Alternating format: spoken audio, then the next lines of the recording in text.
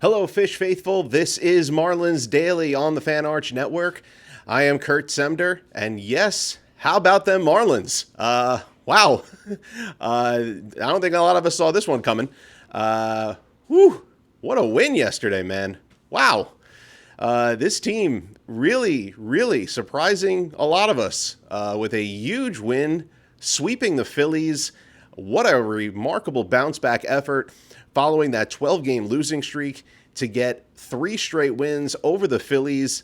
And this one in dramatic fashion and in remarkable fashion, possibly even more remarkable than the come from behind walk-off win in the first game of this series. The Marlins were down 6-0 in this game.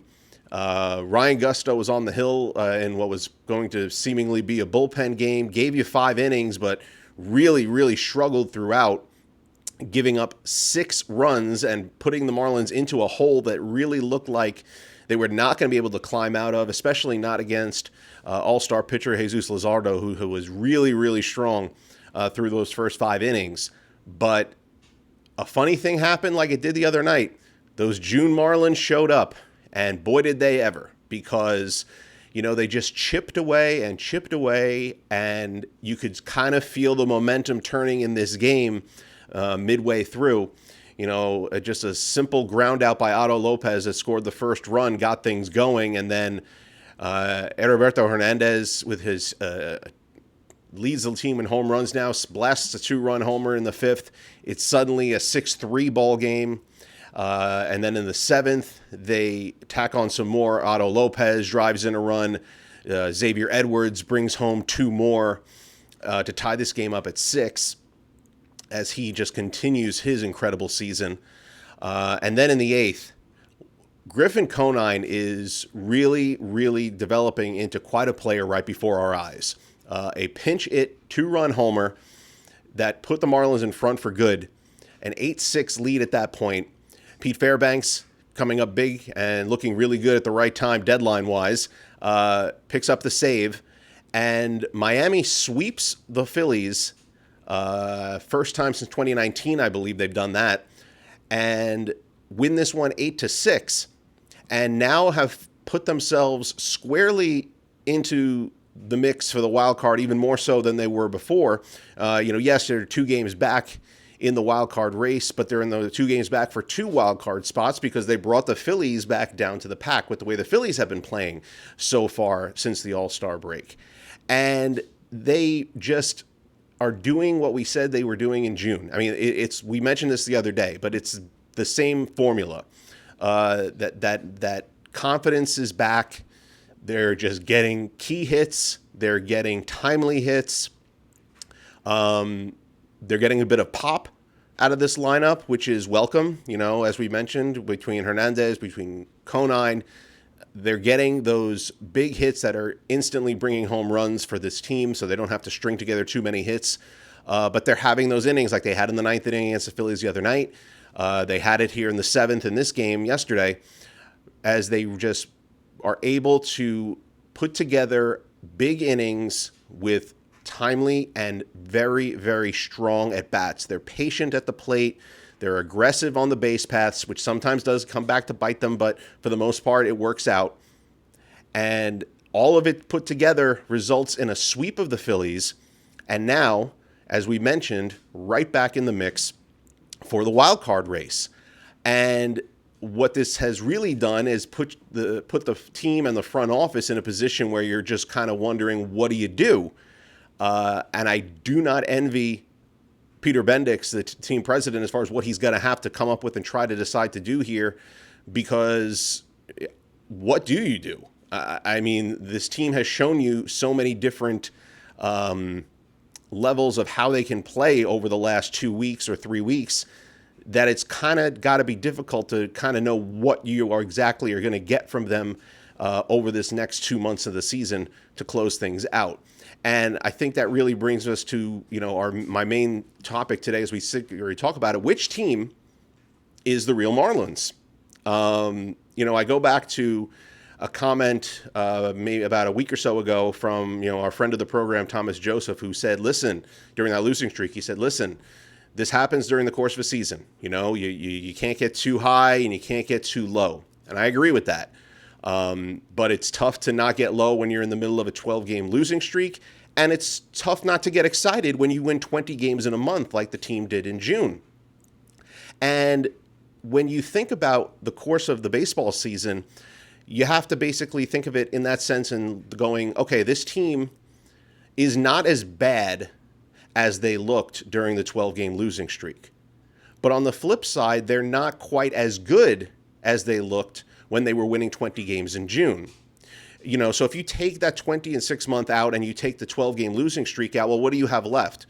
You've got a team that is pretty much where they're at right now, a game over 500, right in the middle of the wild card race, middle of the pack. Can they put it all together for a couple of weeks if they're able to make the postseason and make a run? Sure. But they just as easily could lose 3 games in brutal fashion and it can be over before you know it. So how do you make that decision as far as what you're going to do here at the deadline? And it's really difficult to figure that out because, again, this is a team that has really stuck to a plan, the way they put their team together, that they're not going to take on big contracts, that they are planning for the future. They are always looking towards what they're going to have on this roster moving forward, and they don't want to compromise that by changing up this roster all that much or by adding any big salaries to the team. It makes it very challenging if you're a general manager, if you're a team president, if you're in charge of putting this team together. And I don't envy the Bendix for what he's got to come up with and what he's got to figure out to do here, because I know what the fans want him to do. The fans want him to make some big splash moves, to go out there and add a pitcher, to add a bat, to not trade some of the better players on this team, to not trade Pete Fairbanks, who looks like he probably is going to get dealt one way or another because the demand for a closer is just too high and they'll probably get a really good return for him. You come off of a 3-game sweep of the Phillies and you look at the team and you say, we want to keep this whole group together. Let's go for it. 3 days ago, they're coming off 12 straight losses, and everyone, myself included, is saying, break this team up. It's time to look towards 2027, if there is a 2027 season, and make the moves that are going to make this team better in the future. So you got to go through the ebbs and flows of a season, but as we sit here right now, you've got 4 games left before the trade deadline, 5 days before we get to the deadline next week. What are the Marlins going to do? And we have been seeing a lot of reports out there over the last couple of days because a lot of people, a lot of other teams, general managers, and front offices are trying to figure out what exactly the Marlins are going to do also. And there's a reason for that. The reason for that being that there aren't a lot of teams out there who have made it known that they are going to be sellers. And some of the teams that we thought were going to be sellers are making runs, are playing well, and maybe going in the other direction, which means there'll be less players available at the deadline. And with an impending lockout and a possibility of what's going to happen next season, some teams are reluctant to make trades that they would have ordinarily done.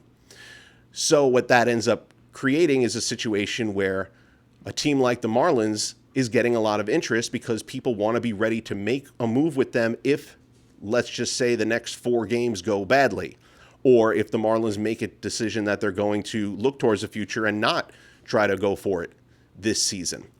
And that brings us to the latest on the deadline, because the latest on the deadline was a report from The Athletic, that the Marlins are willing to listen on some of their key players. And when I say their key players, these are not nobodies. I mean, we're talking about Otto Lopez, who we have talked about the last couple of shows, garnering interest from teams like Boston, from teams like the Yankees.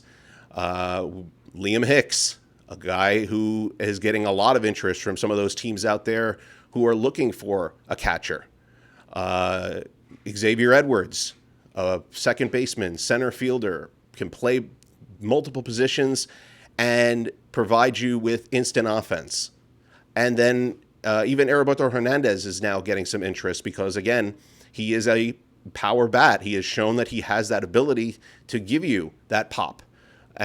Whether he plays that from your bench or he does that as a starting outfielder, he is garnering interest as well.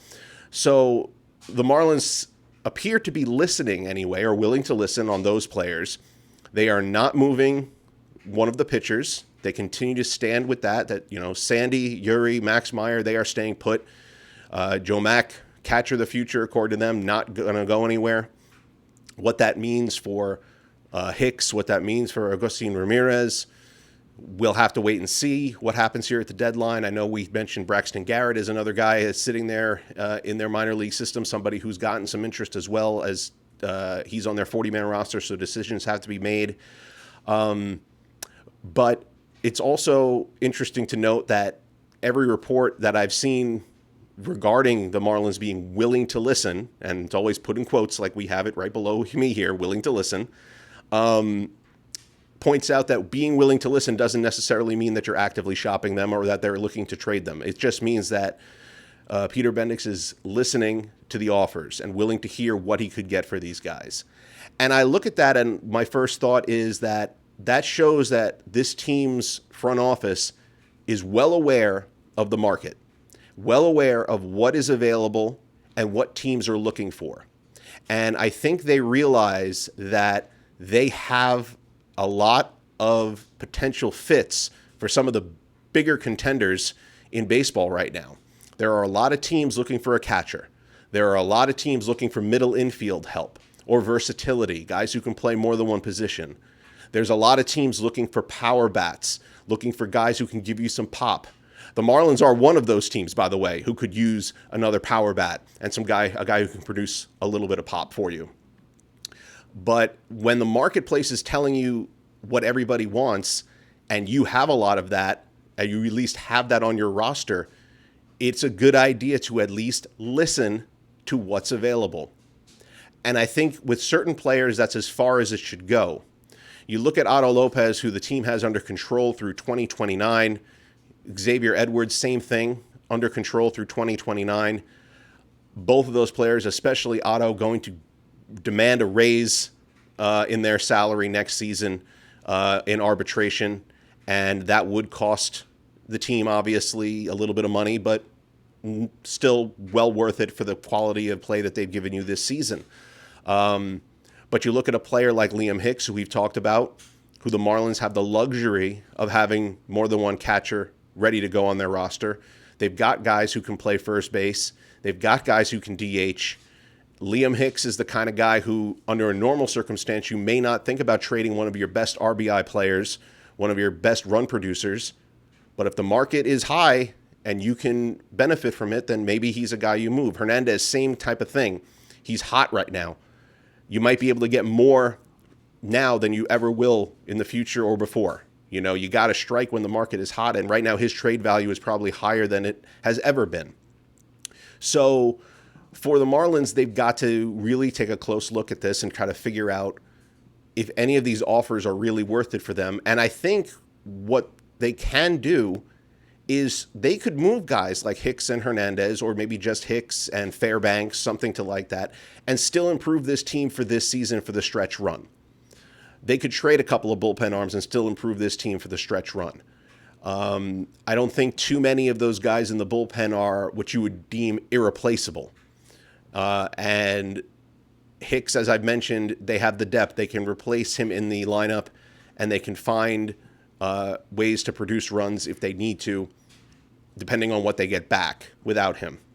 So what I think the Marlins are going to do, and again, this changes day by day. I mean, if you listen to the show here on the Fan Arch Network every day, this changes day by day. But what I think the Marlins are going to end up doing is making some smaller trades that improve this team for this stretch run, but not the big trades that we think that are going to make them really tell you they're really going for it. You know what I'm saying here? I think they're going to try to get an improvement at third base or in the outfield as far as a right-handed bat is concerned, depending on who is available. That might be the trade that you see a Liam Hicks involved in. I think that they're going to move Pete Fairbanks and try to pick up a piece for the future, a top-level prospect-type player, maybe a major league-ready player, but I would think it's probably more of a pitching prospect situation. I don't think Fairbanks is going to get you much more than maybe one or two, depending on the level of prospect that you're looking to get. You might see them move an Anthony Bender. You might see them move a John King, depending on, again, what the offers are out there. Hernandez could go, again, same thing, if a team is willing to overpay. I don't think they're going to move either Otto or Xavier. I don't see it. Those are the type of moves that would signal to the fan base, don't bother coming out the next 2 months, because it's just not going to happen. Those are your big guys. I think with those two, with Kyle Stowers, with Griffin Conine, who's emerging, Joe Mack, who's emerging, if you keep Hernandez in there as well, and you start to see this lineup. Owen Casey is coming back from the injured list. He's making his way through Jacksonville right now. The pieces are starting to come into place here. The pitching is doing well. Sandy's been solid. Max Meyer, you hope that they're going to get him back soon to help solidify this rotation. Yuri's been really good.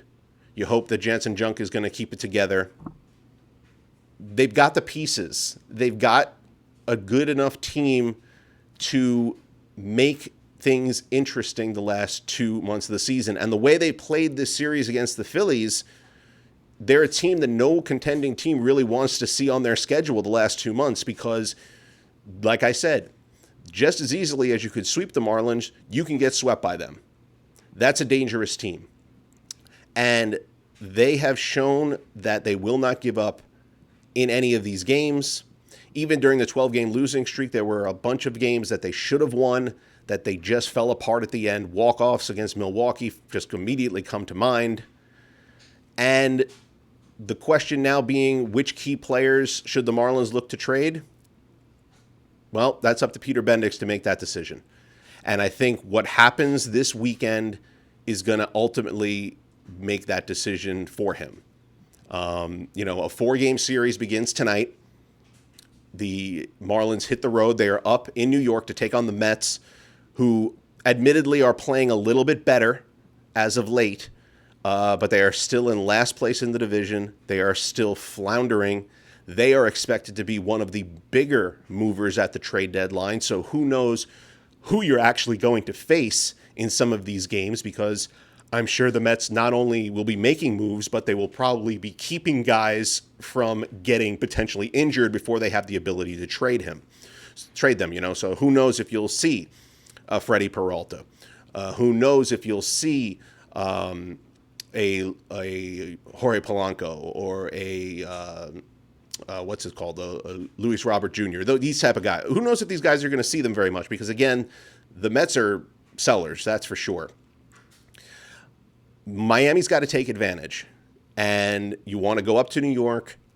Last time they were there, they got swept, which followed them sweeping them at Lone Depot Park. Got to take advantage right now, and this series lines up perfectly for Miami. You got through the bullpen game here, got to win against the Phillies. Now you've got your 4 starters lined up for 4 games in New York. Go win 3 of 4, and send the message to your front office heading into an off-day Monday on the trade deadline that, hey, we're going for it. Help us get there. Don't break this team up. And if they go into New York and they lay an egg and they win 1 out of 4, then you're sending the other message to the front office. So what seems like to a lot of the league outside a somewhat meaningless series is anything but for this team in this front office, as they sit right there in the race for the wild card, for 2 wild card spots. They're sitting right there. Philly and Arizona are sitting there right for the taking. Got to get it done. And this is a situation, again, where you want your young players to step up, and we'll see what the front office decides to do ultimately on Monday. But this first game is going to be huge. It's going to be crucial. They got the right guy going, right guy heading to the mound here for this first game. Yuri Perez going to try to get things off to a good start. And hopefully the offense can continue to roll along here. An offense that was able to, as I mentioned, put up 8 unanswered runs to beat the Phillies and close out that sweep. And then after that, the Braves. So you got some big division games coming up here for the Marlins. But that all comes, the Braves are after the deadline. We'll have a much better idea of exactly what the plan here is for the Fish going forward after that. So big series starts tonight. Marlins at the Mets. We'll break down the opener of that and see what the latest deadline report is, because, again, there seems to be a new one every day when it comes to the Fightin' Fish. But for now, that's it from Marlins Daily here on the Fan Arch Network. I'm Kurt Semder, and I will see you all tomorrow.